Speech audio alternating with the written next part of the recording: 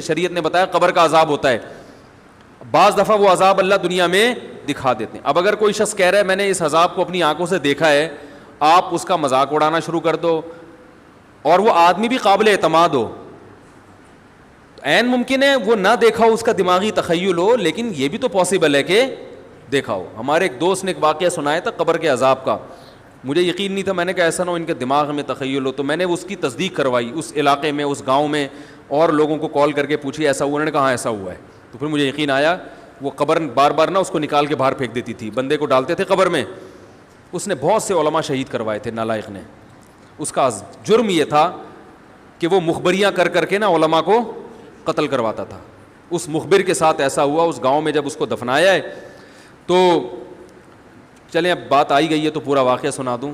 تو وہ جنہوں نے دفنایا نا, وہ ان سے میرا بھی تعلق تھا, میرے بیان سنتے تھے, تو مجھے آ کے انہوں نے واقعہ سنایا کہ ایسا کوئی مخبر تھا جو علماء کو شہید کرواتا تھا مخبریاں کر کر کے.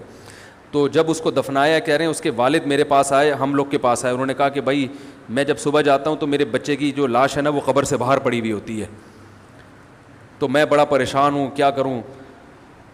تو ہم پھر دفن کرتے ہیں تو اچھا قبر بالکل صحیح ہوتی ہے اوپر سے, اور وہ بندہ باہر ہوتا ہے, وہ دوبارہ بند ہو جاتی ہے قبر. تو ہم بڑے پریشان ہیں, کیا کریں.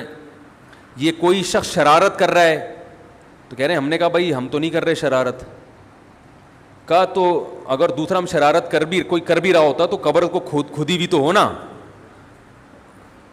تو انہوں نے کہا, پھر یہ مشورہ انہوں نے ان کو دیا کہ تم ایسا کرو, لڑکا جو قتل ہوا, جو مرا تھا نا, جو قبر میں تھا, جس کی لاش باہر, نوجوان تھا, وہ بڑا مخبر آدمی تھا, وہاں کے گاؤں کے لوگوں نے بتایا. تو اس کی لاش جب باہر پڑی ہوتی تو باپ اور بھائی کو لوگوں نے مشورہ دیا اس لڑکے کے کہ تم لوگ رات کو قبرستان میں جا کے بیٹھ جاؤ, پہرا دو کہ کون آتا ہے نکال کے جاتا ہے اور قبر کو پیک کر کے چلا جاتا ہے.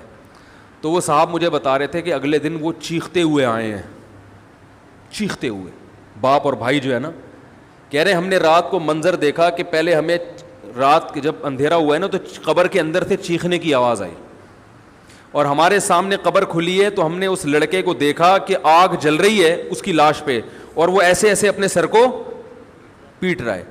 کہہ رہے ہم تو خوف کی وجہ سے بے ہوش ہو گئے, ہمیں نہیں پتا اس کے بعد کیا ہوا. ہوش میں آیا تو وہ لاش باہر پڑی ہوئی تھی. تو میں نے کہا یار پھینکو بھی دنیا میں کم نہیں ہوتے. تو میں نے پھر تصدیق کے لیے ایک دو لوگوں سے رابطہ کیا, انہوں نے بتایا کہ ایسا ہوا ہے ہمارے ساتھ. تو یہ جو ترکی کا جو تھا نا عطا ترک, وہ مصطفیٰ کمال کو میں اکثر بیچارے کو کمال عطا ترک جو ہے نا, تو وہ غلطی سے کئی دفعہ میں نے کمال عطا ترک کے چکر میں مصطفیٰ کمال کا واقعہ بیان کر دیا. وہ مصطفیٰ کمال کا نہیں ہے, وہ کمال عطا ترک ہے. تو بھائی مصطفیٰ کمال اگر سن رہے ہو تو پیشگی معذرت.